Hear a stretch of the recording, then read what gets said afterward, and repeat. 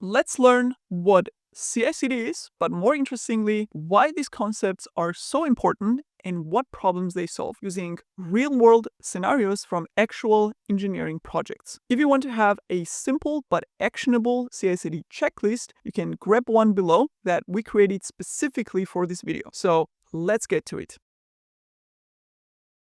Imagine you and your team are developing an application. The first version is done, so now it's time to deploy the app on a server. You check in your code and try to merge it into the main branch. You get merge conflicts because other engineers in your team also made some code changes before you. So you fix those issues manually, you try to merge again.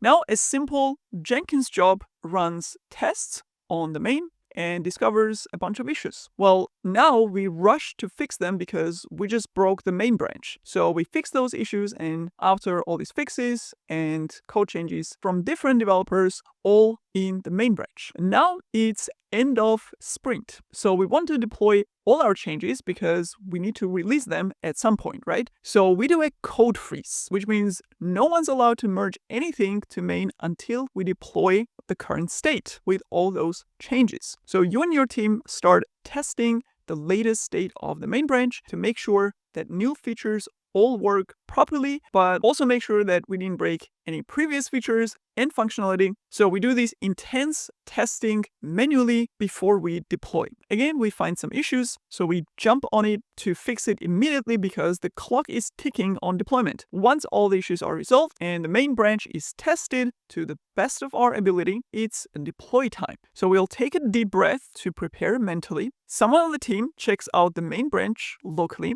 They bump the release version maybe and push that to Git. And let's say we have a simple Jenkins build that we scrambled together that runs some tests, builds a Docker image, and pushes to the Docker repository. Oh, the build is over. Now let's manually modify a Docker Compose file or Kubernetes manifest file, or maybe we added a new service, so let's add that Kubernetes YAML file manually as well. And now, again, someone who is knowledgeable and senior in our team, they connect to Kubernetes cluster with kubectl command and apply the new manifest files. Or if the app is running on a simple server, they SSH into the server, they stop the containers and restart them with a modified Docker Compose file. And then they give testers the URL and say, hey guys, just deployed a new version. You can test now. Let me know when you're done so I can manually prepare the deployment for prod environment, which will be the same process, but this time with more shivering and anxiety because we are going live now, and deploying to prod, we need to be prepared for some surprises. And let's not do that prod deployment on a Friday evening or any evening really, because if something happens and users cannot access the app and no one's there to fix it overnight, that will be pretty bad. So as you see, we have tons of constraints here at every stage because of one common element, which is human. Because human deployment and monitoring system is always time constrained and much more error prone. Now, if you're an engineer who has been implementing CI/CD, you will probably cringe at this story, but it is and has been a reality in many projects. So how do we take this manual mess of a workflow, fully constrained by human in the loop, to a beautifully streamlined CI/CD pipeline that would be a dream of every developer team? Great question. Let's take this project and optimize it step by step to understand every element of CI/CD. Let's start from the very beginning, at the very left of the workflow. First, how do we cure the problem of a bunch of issues and failed tests every time we merge our feature branch into the main? Well, wouldn't it be more efficient if we ran those tests in the feature branch itself before trying to merge it? Like, why are we waiting for it to be merged to test if it breaks anything? Plus, if we have multiple branches, let's test each one individually before we merge them back into the main. Because when 3 different features are merged at the same time with large code changes, we won't even know which combination pieces had issues. Maybe one feature affects the other in some way, so untangling the issue may be more difficult. So we run those tests on individual branches to find any bugs right before we merge. So developers working on those branches can fix their own code. But wait, this can be done better. Why are we waiting right before merge to run those tests? Let's run them on every commit to the branch, so it's easy to isolate the issue. Some developers program the entire thing locally first for like days, and then push the whole implementation at once to the remote. So instead, we encourage our developers to commit and push to remote more often, so their smaller changes are tested more frequently. And if there are any issues, they can fix those before making even more changes. So we are committing smaller code changes more frequently, and we test them right away. And that, my fellow engineers, is called continuous integration, CI. So we are integrating our code changes often in small sizes into the main branch. Let's look at the impact we just made. We are catching the issues faster and earlier in the development workflow, and instead of complex, entangled issues that testers would find later, we have simpler, isolated issues, which means developers can fix those right away, even while working on their current feature, so the whole stress is not piling up at the end right before release. Plus, developers aren't frustrated because other developers in the team commit code changes that mess up their functionality. No entangled merge conflicts. Looks pretty good already.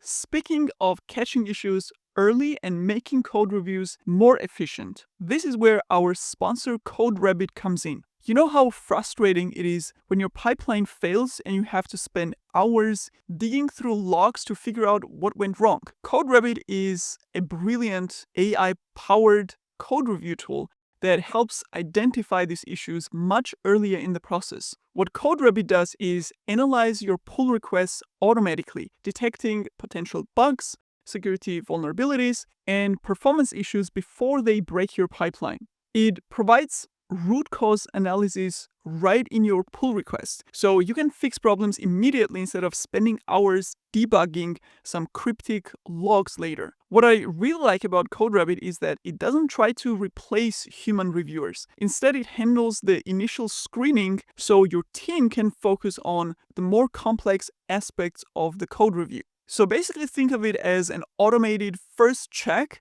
that catches the obvious issues, allowing your human reviewers to spend their valuable time on architecture and design decisions instead of hunting for basic bugs. And this fits perfectly into our CI/CD philosophy, which is catch issues early, integrate frequently, and keep the development pipeline flowing smoothly. Now, the great news is that CodeRabbit is offering our reviewers 1 month completely free when you use our code TECHWITHNANA at the sign-up.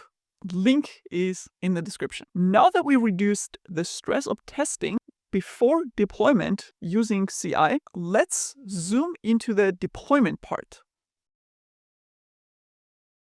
What are the problems and bottlenecks here? How can we make sure that we don't need a code freeze and developers locally checking out the code to build Docker image and then SSH into the server or connect to Kubernetes cluster and manually deploy the new application version? Magic word: automation. How? Well, we go back to our build automation like Jenkins or GitHub Actions, and we say if all these extensive tests were successful, if they're all green, no issues were found after being merged into the main branch, build the app into a Docker image, give it the next version tag, push it to the Docker registry. So now we have a new artifact that is deployable. Then connect to the server or cluster, whatever our dev environment is, and run that newly built Docker image container there. Or if we created a new deployment or service components for Kubernetes cluster, or we made configuration changes to the application, apply those changes on the dev environment directly from the build automation tool. So all that logic of checking out the code locally and building a new version and changing the Kubernetes deployment manifest file with the new Docker image version, connecting to the cluster, doing kubectl apply and so on, all of that logic is automated in a Jenkins file script or GitLab CI or GitHub Actions pipeline file. So the manual steps are now automated by a tool, by a CI/CD tool, a build automation tool that was made specifically for that. Now, easier said than done, right? We need to configure those tools on Jenkins, for example. We need to secure the accesses, give Jenkins permissions to deploy to the dev environment, test the workflow. We need to build out this entire system to execute that logic automatically, right? However, the question is it worth one-time investment to build all of that will serve us for years, or do we continue doing it manually each time we want to release? And by the way, if you actually know what you're doing when building this pipeline logic, whether it's Jenkins or GitLab CI or GitHub Actions, setting up the whole process of connecting it with Docker registry and Kubernetes cluster or servers and securing the whole thing and deploying automatically will actually be a matter of just 2 or 3 days. Like, I've built such pipelines from scratch for my projects in just a few days with different CI/CD tools. So it's actually not that hard if you've done it a few times, which, by the way, is exactly what I teach in our DevOps bootcamp, because it's an extremely important skill and a complex one, but also very easy to learn when you have a clear step-by-step instruction on how to do it. Now, we aren't done yet, because what happens after we deploy to dev environment? You remember when we had to do this intensive manual testing session right before release, where the whole team and testers had to go through the entire app after different developers had merged their various code changes? Yes, we need to fix that too. How? Instead of waiting for release to do thorough end-to-end tests, testing all the integrations with databases and other services, we test them simply every time code changes get merged into the main. So these are more extensive tests because the application needs to be tested in a running environment as well to make sure the connectivity is fine, the configuration, the setup, the underlying infrastructure, and so on. Because when merging, we tested the code, the syntax maybe, the functionality, and these are unit tests and functional tests.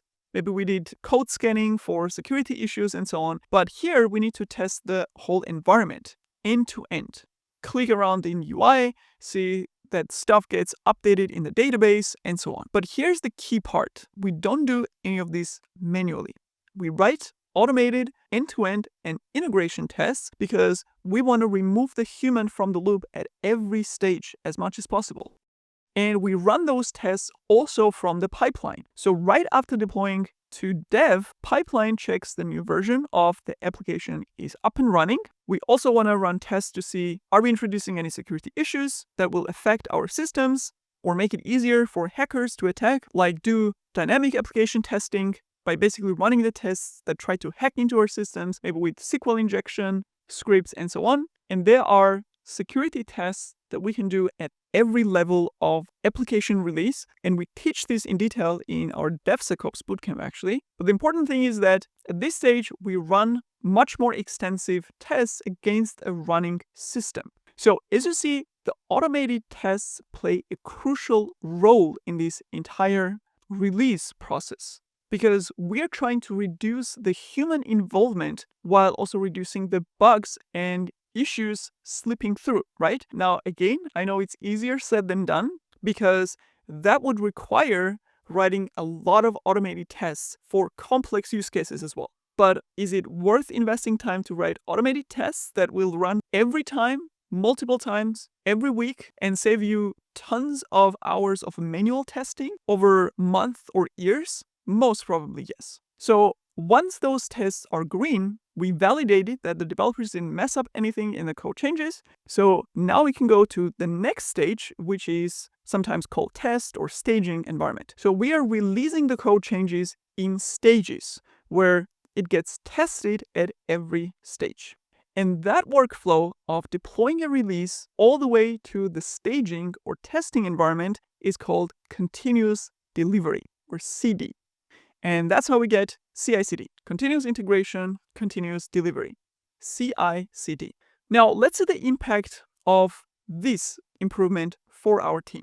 From the code being pushed to the repository, all the way to the deployment on the staging environment, which is also pre-production, right before production stage, with the validation that not only the code itself is valid and well tested, but the application functionality works just fine. And for all this testing and deployment to happen, no one in the team even needed to open a terminal and execute scripts or commands. It all happened automatically.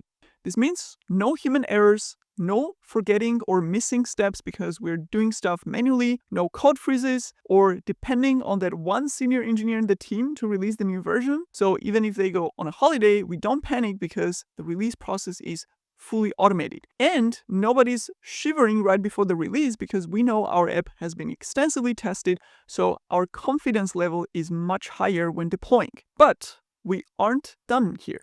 Okay, we have one last step because our end users haven't seen our code changes yet. So we still have some work to do. And we're going all the way to production with our fully automated release pipeline because we have the tools to do it. So why stop here? So what happens after staging? If we are developing a customer-facing app, we want to release the new feature for them. So we ask ourselves, what else do we need to validate to be 100% sure that we're not going to mess up our live app? Well, let's do performance tests and additional compliance and security tests, and let's run all those against staging and validate that everything is 100% fine. Now, very often, we don't want to automatically deploy into prod. Sometimes staging may be used by the team or PM or product owner to demo the new features first to maybe higher level decision makers in the company to get input and make any adjustments if needed. Or someone needs to make the final approval before going live. So it's very common to have a manual confirmation right before deploying to prod. However, this is just a button, just one click. So the deployment logic is still in the CI/CD pipeline tool itself. So even a non-technical person, a decision maker, can go and click deploy, and the logic will be automatically executed in the background to deploy to prod. And this is called continuous deployment, a concept of automatically deploying every release all the way into production, whether with the last manual confirmation step or not. So we have continuous delivery and the extension of it, continuous deployment. And last but not least, there is one final important improvement we can do when it comes to production deployment. Because no matter how many tests we run, there's always a slight little chance that an issue slipped through that we just didn't catch with all this extensive testing. So imagine we have 1% chance that an issue slips into production and we have 99% confidence. So we will still be kind of anxious and nervous at deployment because what if that 1% kicks in? So how do we reduce the risk even further? And that's where the deployment strategies like canary deployment or blue-green deployments come in. Canary deployment, the idea is super simple. We roll out the new feature to 1% of users or 5%, and we observe for an hour and see if nothing blows up. Okay, that's great. Let's crank it up to 10%. Let's observe for 2 more hours. Okay, let's do 20%. Let's see overnight, nothing crazy happens. Now we're good. Let's switch to 100%. So basically, canary deployment is a progressive rollout of an application that splits the traffic between an already deployed version and a new version that we just deployed. And it rolls out the new version to a subset of users before rolling it out fully. And the way it works is usually canary deployments select a small number of servers or nodes for the initial deployment and then gradually or progressively deploy that new version everywhere. Alternatively, we also have green-blue deployment. Again, super simple idea. You create 2 separate but identical environments. One environment, we call it blue, is running the current application version, and one, we call it green, is running the new application version. And the main idea is that if the new deployment has any issues, we can immediately switch the entire traffic back to the older version. So the main idea is that if something goes wrong, you can easily fall back to the previous version or environment. Again, this requires some work to set up, including setting up monitoring that will continuously check the deployment and alert on any issues. instead of human sitting in front of a monitor and watching for an hour if something happens. But once again, it's definitely worth it to set it up once, to not be sweating every time you release a new version to production, and having that peace of mind by reducing the risk of production deployments. And an interesting byproduct of that is that if we reduce the risk of prod deployments, we naturally increase the frequency of deploying to prod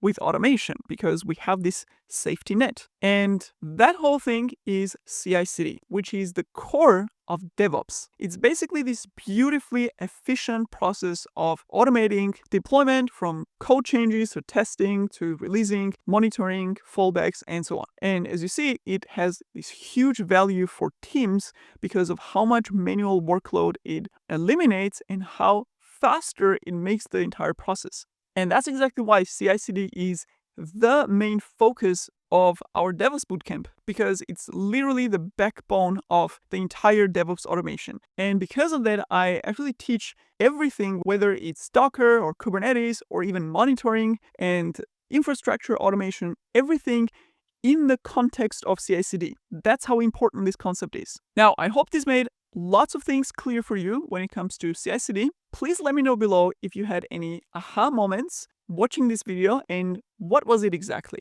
And if you have one colleague or friend who you think will benefit from this knowledge as well, make sure to share it with them. And with that, as always, thanks for watching and see you in the next video.